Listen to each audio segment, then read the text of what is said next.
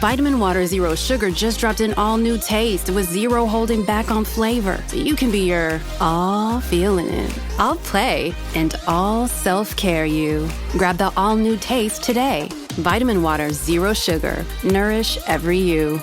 Vitamin Water is a registered trademark of Glass O. Before we get into today's conversation, I have a quick favor to ask. We're serving our listeners to help us make CityCast Portland a better, more useful podcast for you. It's only 5 minutes long and it's all multiple choice. It is. We actually timed it. When you take this survey, you'll be eligible to win a $250 Visa gift card. And in the interest of transparency, we just need 100 people to do it. So I'm asking, will you please be one of them? That's citycast.fm/survey. Portland loves brunch. So much so that our dedication to this meal has been poked fun of in Portlandia skits. And there was truth to our propensity for waiting in line for eggs because our scene was once mighty and line-worthy. But then the pandemic hit, and many of our favorite spots closed, and what was once church to a lot of us didn't quite recover with the same zeal. So today on CityCast Portland, the Oregonian's food writer and self-proclaimed king of brunch, Michael Russell, will be sharing some of his new and old favorite spots in town to inspire us all to get back out there and make Portland brunch again. It's Wednesday, June 7th. I'm Claudia Meza, and this is what Portland's talking about. Michael Brunch King Russell, thank you for joining us today. Great to be here. So you've put out a few articles detailing your favorite new brunch places, and we're going to go into it. But before we get into the nitty gritty, just immediately, what's your absolute new favorite brunch spot at the moment? Well, that's a good question. My new favorite is an old favorite, which is, if you've never been to Original Pancake House in Southwest Portland, it's been around for decades, but it feels brand new to me. It's in Southwest Portland on Terwilliger Boulevard, and this place is like a fantasy land for breakfast lovers. You walk in, it's in an old converted house. The waitresses are wearing pink aprons. The house is white, and it has all sorts of little like gingerbread house touches. And they make really actually fantastic Dutch baby pancakes, which are sort of the ones that are baked in a skillet. They rise up like a souffle. They're really well done there, better than a lot of newer restaurants seem to be able to manage. And I just think it's like they have absolutely dialed it in. It doesn't seem to have changed much in, 50, 60 years. And they do breakfast better than any of the newcomers that I've been to. So that is still my number one in Portland, even though it's not new. I don't know if you know this, but that is the original site for a chain that's across the U.S. So that's the original Portland location.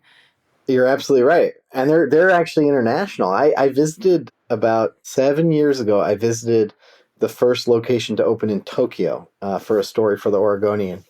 And that's crazy. I believe they're in Hawaii as well. And this goes back to the sort of like Japanese obsession with Portland, but also maybe even more than the obsession with Portland is the obsession with breakfast foods. And in Japan, people will line up for several hours for pancakes. Right. Always looking for the newest thing. I think that my favorite thing that they make is the Granny Smith topped apple cake. It's caramelized. Do you know what I'm talking about? It's such a winner. Oh my gosh. Thank you for bringing that up. That's a pro move too. That's a pro move. Thank you. You've been there before. Yeah, that's the one the experts order. So, well, it's funny because I was going to ask for like your super fancy version, and you were like, I don't know, it's going to probably be the same answer, but I don't consider Original Pancake to be very fancy. Right. So you were going to ask me, I think you kind of did ask me for my favorite new brunch place, which I would say looking at the maybe 20 places I went to, the one that really blew me away was called the Woodsman Tavern. And it's an older restaurant that was open. That's a new old one. That's so old. Yeah. Well, it was old, but now it's new again because they closed for several years. And then it was bought by Submarine Hospitality, which was then bought by Sortis Holdings, which is just like an investment firm, let's say. And you would think that would mean quality has dipped, but actually their brunch is really fantastic. And, you can go really fancy there. You can get a giant seafood tower for $75 or $150 or whatever. Or you can just get, frankly, one of the best Eggs Benedicts that I've had, which comes on a really, really well done crab cake. So that's the place that's new that blew me away. Although I would say the Woodsman Tavern's brunch, where I went in and ate entirely by myself. I was the only person in the room for most of the time I ate there, other than the staff. That brunch does not resemble really what Woodsman Tavern used to look like back when it was founded by the Stumptown coffee guy, Dwayne Sorensen. It's gone through 2 ownership changes. There's a new chef. He's doing a great job. And I think it is a place you can pretty much walk in anytime you want. At this moment, anyhow. Until we do this podcast. Yeah. And then the lines will form immediately.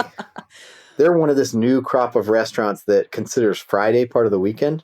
So if you can manage it with your work schedule or whatnot, you could actually go eat there on a Friday and have one of the best new brunches in Portland. That's nice.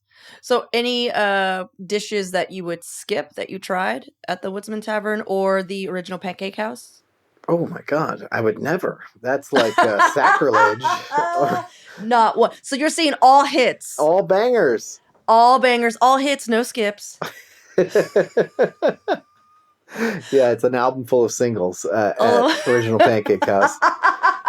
They're all A-sides. You heard it here from Michael Brunch King Russell. It's the Beatles of breakfast places. It really is, though. I agree. That's hilarious. Like, the Original Pancake House is the Beatles of the breakfast spots. If you've never been, and I think this is something where if you're new to Portland, you might think, like Southwest Portland, where's that? How do I get there? It's complicated. I have to drive on the freeway. And, it is on a big, busy road itself. But it's so dang good. It's the Disneyland of breakfast places. It's the Beatles of breakfast places. It's the place you have to try. And again, there's a reason it spawned this international chain that we already talked about. So, Michael, I feel like when you say brunch, people have an idea, like expectations. Eggs Benedicts, French toast, some kind of socially acceptable breakfast cocktail. What is your unusual pick for a brunch spot? Like, I'm a huge fan of dim sum. My spot used to be Ocean City Seafood, RIP, because I love congee. I like soups. But what's your pick? Yeah, and for dim sum, right down the road, HK Cafe kind of was eating Ocean City's lunch for a few years, even before the pandemic. And I think that is sort of for cart dim sum, where they push the food around in carts and you order it. That's the top dog in town. Closer to Ocean City, there's a place called Pure Spice that's lovely, where you order the dim sum off of a menu, and for me that's probably the best in town. They are under new owners, but things seem to have held up there. For me, like my sort of like go-to breakfast that's not egg based is I love to get Vietnamese soup in the mornings. Javiel, a very famous soup restaurant where they do pho, but they also do 11, 12 other soups that they kind of rotate in and out every day. That is open at 8 a.m. or at least was before they closed recently for the funeral of Christina Liu, who founded Javiel. That is a great experience. If you've never gone and had Vietnamese soup at 8 in the morning, where there's a bunch of guys outside smoking cigarettes and flicking the ash into these Café du Monde coffee ashtrays, that is a real experience you have to have. Very Portland experience, I think. I agree. I think that like soup for breakfast is the best, especially Vietnamese soup, just because brunch to me, I'm going to get a little philosophical here, Hit Michael. me. Please ready. hang with Let's me. go. All right, let's go. All right, here we go. 1, are we too old for brunch? Yes. I feel like brunch is a young man's game, like. What year's the cutoff? 35? 35, 36. I also feel like once you have kids, that you could be 25 and you're just like, I'm sorry, but you can't meet for brunch. No, it's unless hard. It's on Friday. That's the beauty of it. All right, and I did write a whole separate story about this. The Woodsman Tavern, Lazy Susan, and Toki, which is a Korean place downtown. They're all weekend brunch places that do brunch on Fridays. And so I think that's a nice little hack if you can get the time off, or if you're free that day, whatever. But you're right. If you have kids, you're not rolling out of bed Sunday at 10 a.m. and then going to the tin shed and getting a cup of coffee and waiting on Alberta Street for an hour to wait for your table. Like there's dogs and blankets going on and your kids are cranky. Like it's never going to happen. You just make them eggs at home and they're great. Like that, it is a young person's game. And, I'm retired, but I had to dive back in for work. So I Yeah. guess take everything I say with a grain of salt. Cause it's brunch.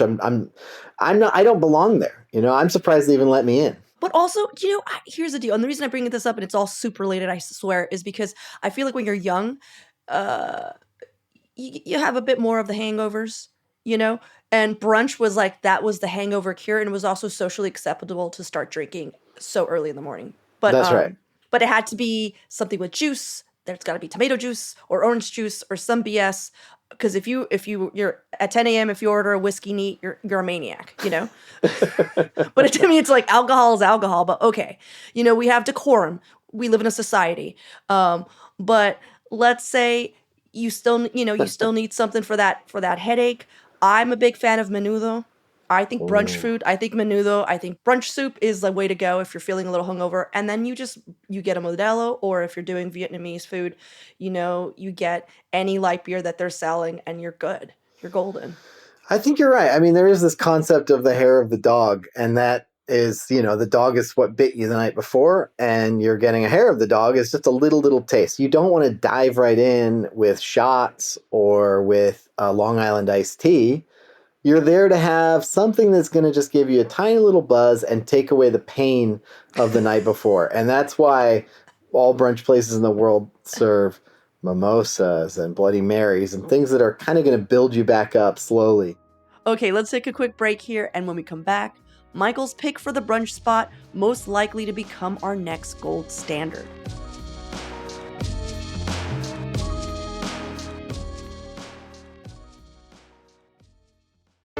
Hey, CityCast Portland, it's Michael Ziviak.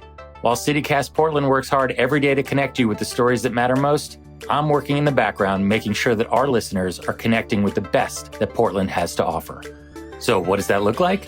It means meeting with the people who make Portland what it is, the business owners, the stakeholders, the decision makers, the Portlanders who put together those food festivals you enjoy, the concerts you attend, the exhibits you can't miss, and who make those candles your mom can't stop talking about.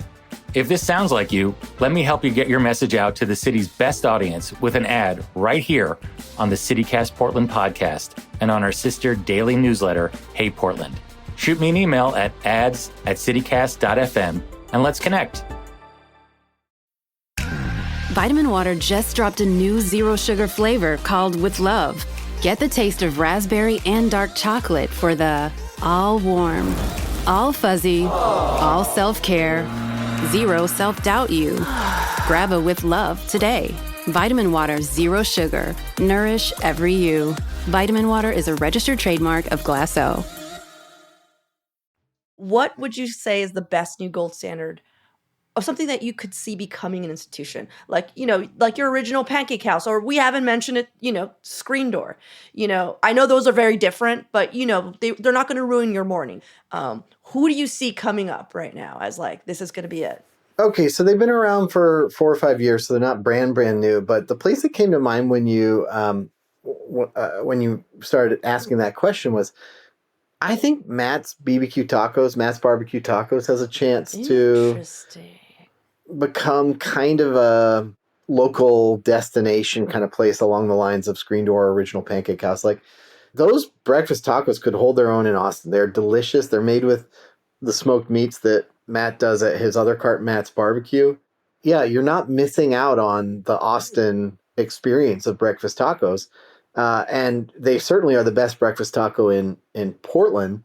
But if we could sort of like build that breakfast taco culture up a little bit that they have down in Texas, I think they would be my first pick. I don't know if any of these newcomers that I wrote about, like I said, Toki, Woodsman Tavern, Lazy Susan, I don't know that any of them are going to stand the test of time. I mean, Grits and Gravy, which is downtown, it took over the Little Bird space, is a very traditional breakfast spot, and the owner has roots down at a place down in the Sacramento area of California that has been around for many, many years. I think his father ran it once upon a time.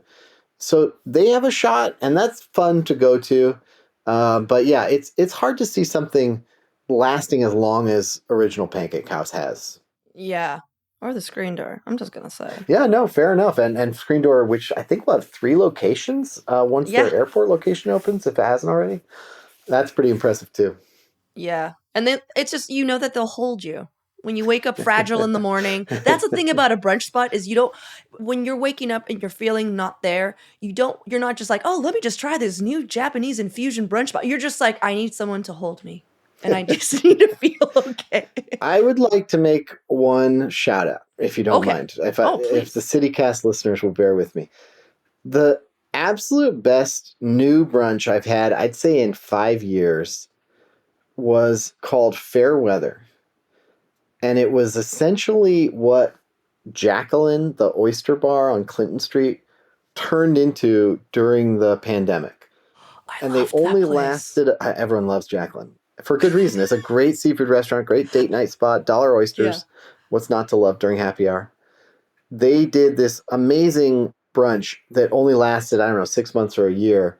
And they were just looking for things to do. It was so good. And I've heard they're trying to make it happen in a different space, but things keep falling through or whatever. But man, it was so good. So hopefully I'm putting this out into the world. Hopefully they are able to someday bring that back permanently. Some of the best waffles I've ever had in Portland. Well, they're not there right now. What you're saying is you wish they were still doing their thing. I want them to come back. I believe they will come back, and I'm putting positive energy into the world. This is you manifesting. Okay, gotcha, I'm manifesting, gotcha. Yeah. Okay, perfect. All right. So before we wrap up, I wanted to talk to you since, we're both retired brunch kings and queens here. Yeah. As we have decided it is a young man's game. Let's talk brunch etiquette. Like, what is a number one brunch sin? I have one. Do you have one? Oh, that is a great question. Jeez. Not showing up on time comes to mind, but I think there's got to be a better one than that. Do you want to start and I'll put my thinking cap on? Sure. I really feel like brunch is a space where friends come together to talk and kind of catch up on the week, but everyone knows that you're keeping it light. And if you come in with something that's just a little too dark, in a sense where it's just like, I'm going to involve you in my drama for this moment, you've ruined brunch. And I think that's a brunch ruiner. And sometimes when I get into conversations with people, I'm like, hey, look, this is a brunch ruiner, but I really want to talk to you about this. And so that's one brunch sin. I'm just saying, socially speaking, that's one brunch sin. Keep it light. Everyone's hungover. We don't have time for this.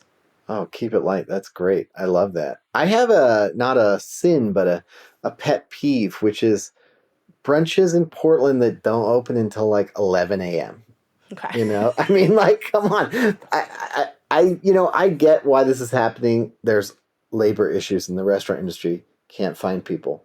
But yeah, you do see places opening for brunch and it's like, we open at 11 and it's like, okay, that's actually called lunch, right? Like, we have a word for that. But see, this is you as an older man. I'm so old. Oh my God, Michael, you just showed your cards again. To me, I'm like, brunch is 11 a.m. That is exactly brunch time.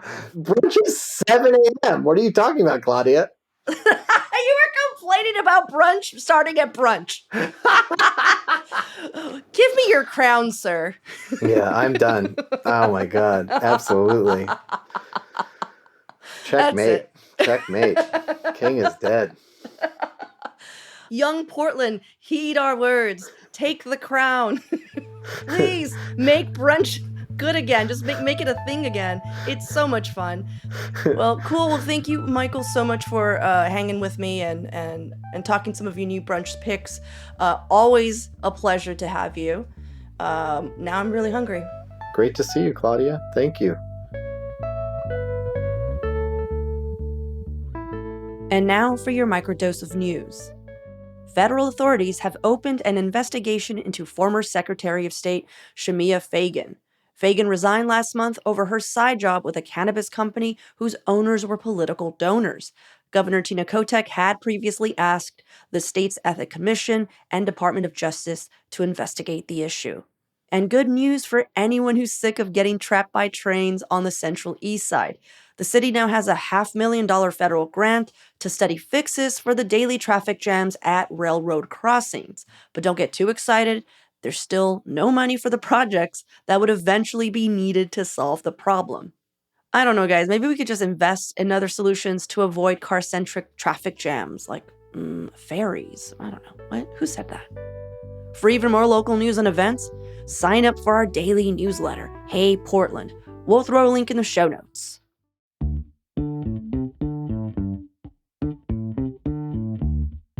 That's all for today here on CityCast Portland. We'll be back tomorrow morning with more from around the city. Until then, see you at Slim's.